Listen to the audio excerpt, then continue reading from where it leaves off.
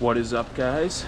I'm checking in from Ridgecrest, California, which is about an hour and a half away from what seems to be the Death Valley entrance. You can stay in the park, but it's expensive, so I decided to cheap out and stay here instead. I could be wrong, but that was just what my initial research told me. Interestingly enough, there was no working internet, excuse me, but gotta get a little bit of work done today. So it's also raining, which is apparently super rare here.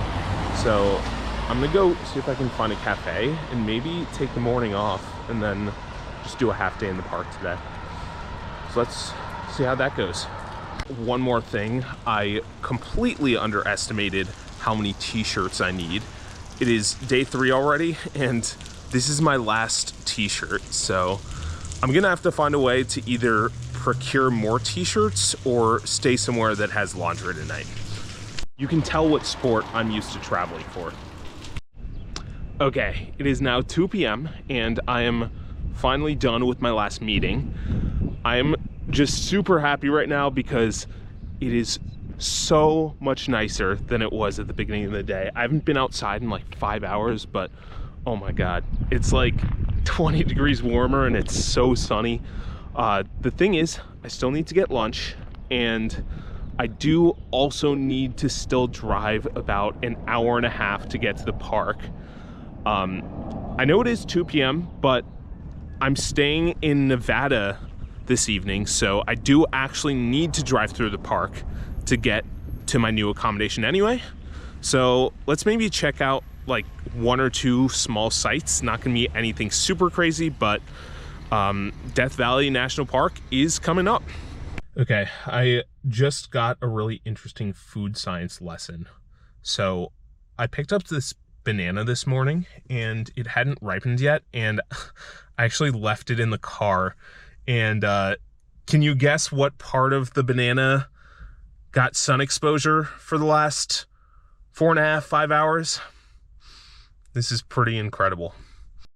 For a town in the middle of nowhere here in California, I'm pretty impressed. So lunch is over and I'm now on the way to the park. It looks like I will get there in about an hour and 40 minutes. So I think that means that I will have time for maybe one small exhibit. I probably won't get there until 4, maybe 4:10. And then I'll be driving out to Beatty. I do wonder what the temperature is going to be like out in the park. It got really hot here in Ridgecrest, and Death Valley is, I mean, if you know anything about Death Valley, it is notorious for being the hottest place ever recorded on Earth. So I also just learned that Death Valley is in fact the biggest national park in California, perhaps in the lower contiguous 48. So potentially the places that I'll be driving through today won't even be the parts that are low and extremely hot, but we will find out soon enough. All right, so I'm a little deep into the desert right now, and I've been driving for about half an hour, and we just came across this view right here. What a view. There's literally no one here. It's pretty wild to just be in the middle of nowhere. I do wonder if that's the national park or not. I guess we'll find out.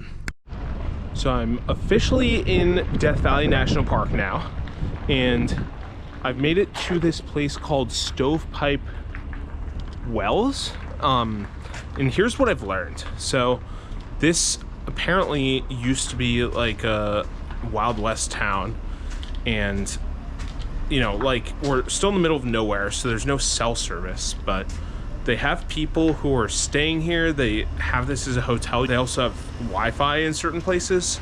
So I also learned that one of the hikes I wanted to do, Mosaic Canyon, is really close to here.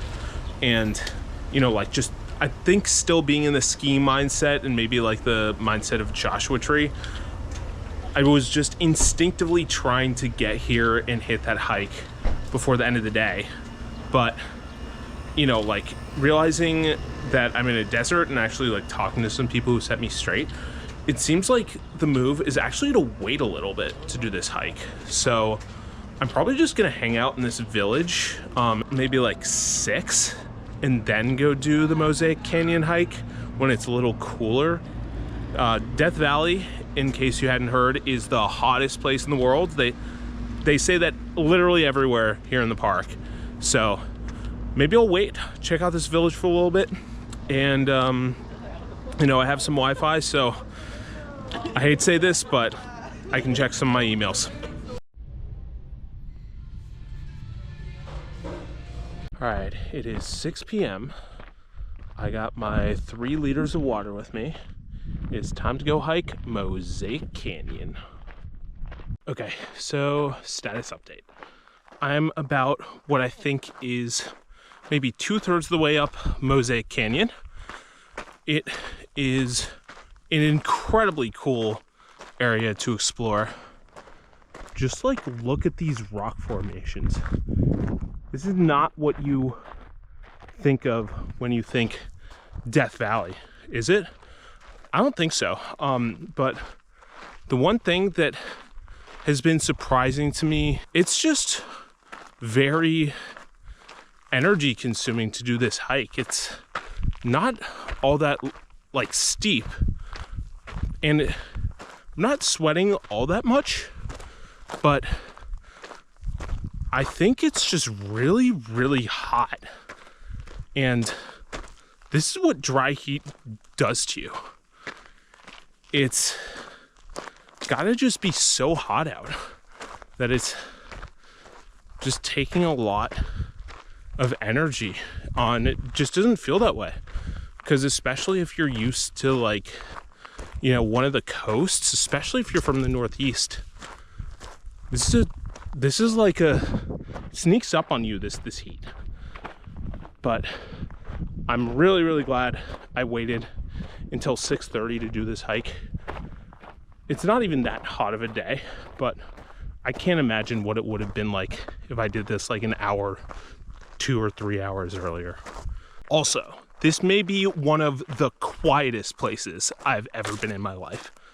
Like, nothing. This is crazy. No wildlife, no plants, no nothing. This is wild. All right, so I finally made it to the end of the Mosaic Trail.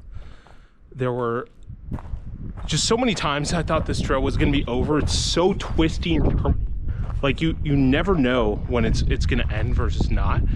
There was like one place where it dead ended seemingly, but then there was like this little rock formation of a arrow on the ground, and we had to take this kind of twisty path, kind of like you see there's this path over here. This is a very cool experience, and I'm just gonna honestly sit here for a little bit and soak it in, because you don't get solitude and peace like this all that often.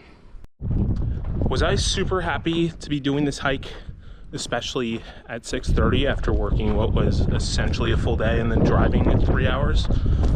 Honestly, no. But was it worth it? Yes.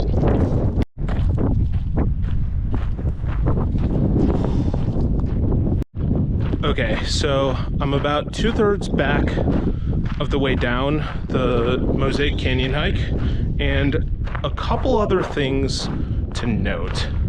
First off, this sunset right now is absolutely beautiful. It goes so well with these red rocks. I know there are other parks that have redder rocks, but this is still very, very cool. Just like take a look at this. And then the other thing is it is cooled down so substantially right now. It's probably like 15 degrees colder than it was when we started the hike about an hour and maybe 45 minutes ago. So I'm really enjoying this right now. It's like 75 degrees, I would assume, which is perfect. It's also a lot windier, so maybe there's like some storm rolling through. Maybe this is normal.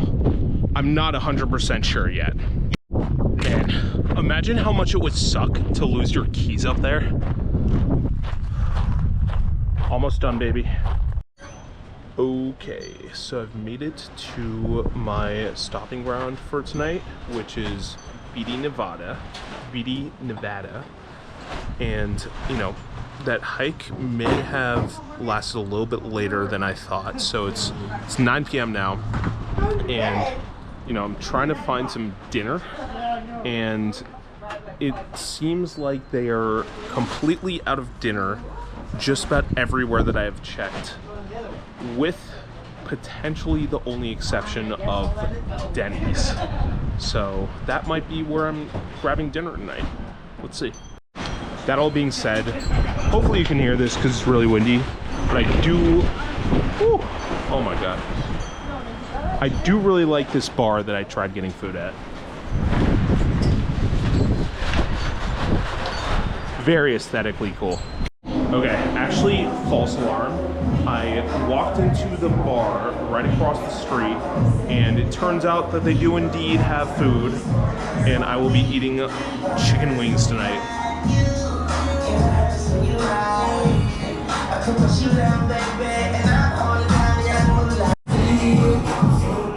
And because we're in Nevada, obviously we got these babies.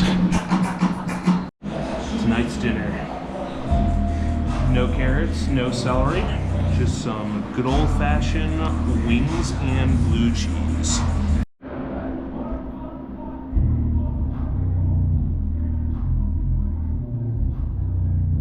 Gets the job done. That's all you can ask for.